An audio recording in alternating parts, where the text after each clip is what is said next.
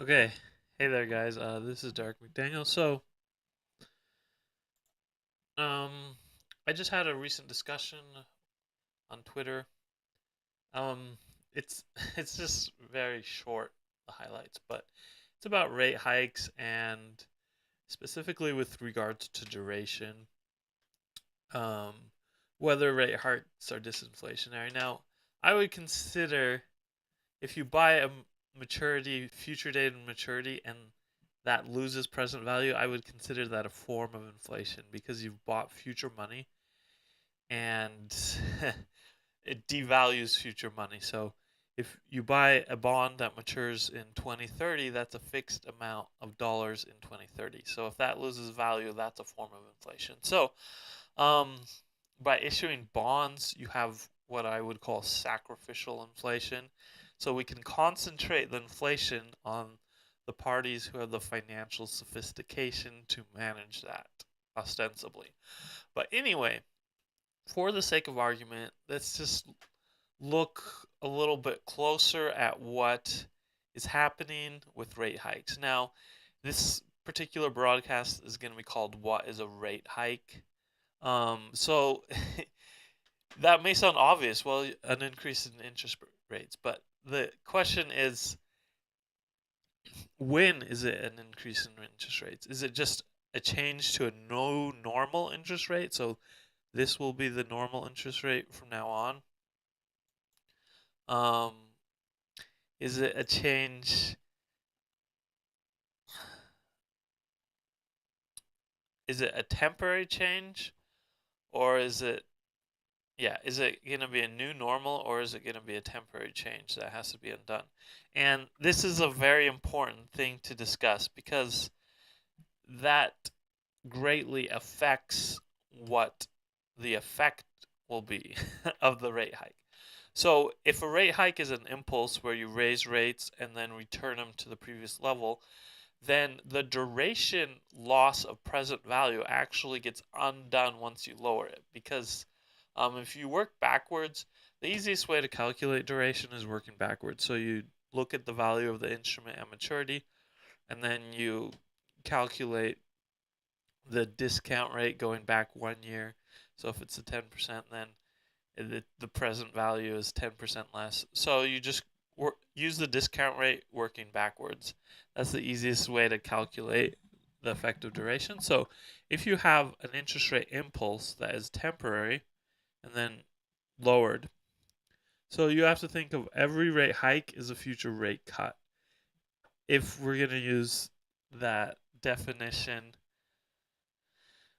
that is, it is a impulse over time rather than a change to the new norm. This is the new normal interest rate. But anyway, so obviously there are a lot of considerations involved, but once you lower rates back to the previous level, then the duration loss of present value is eliminated. Like the for one thing, the nominal amount for every bond, its nominal amount of purchasing power is fixed at maturity. So no matter how high you raise rates, those instruments never lose nominal purchasing power at their date of maturity.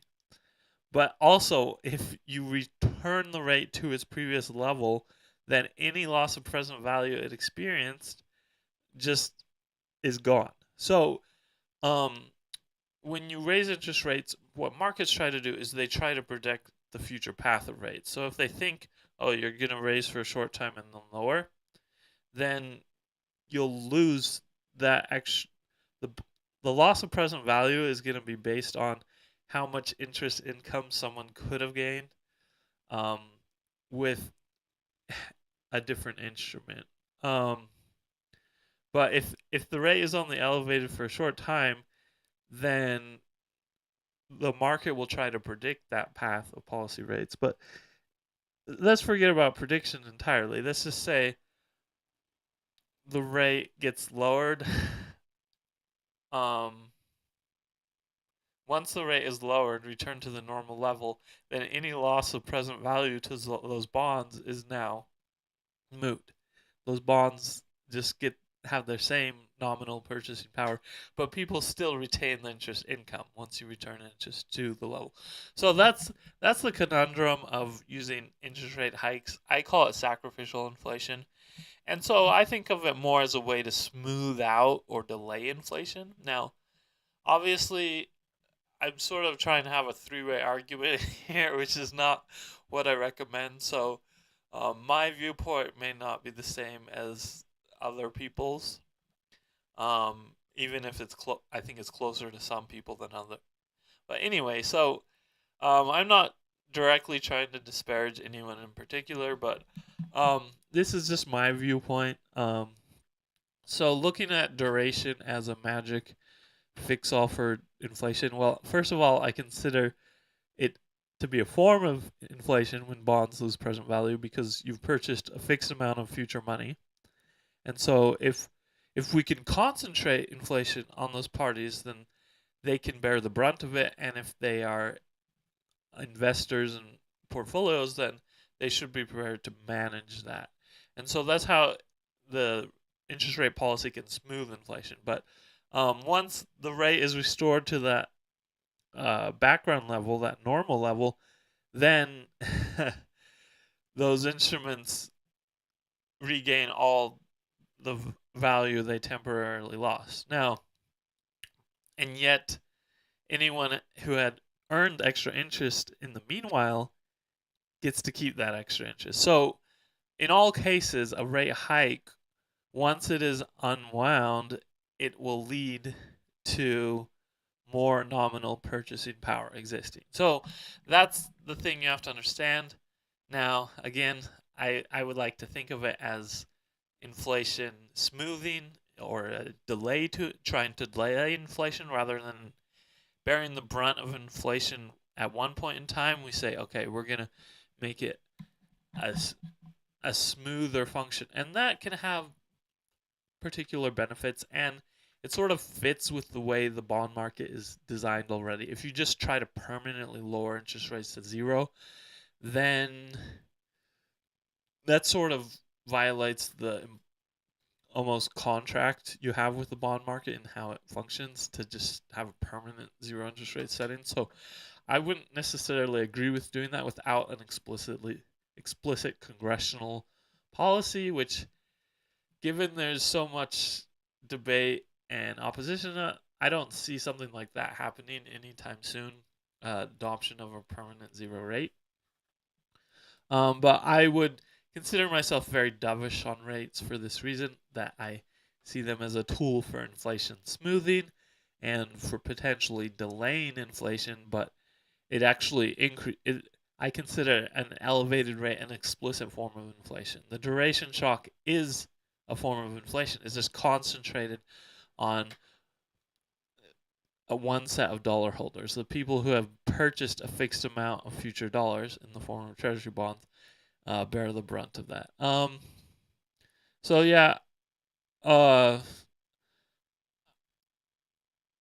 again, I have nothing but respect for Colin Roche.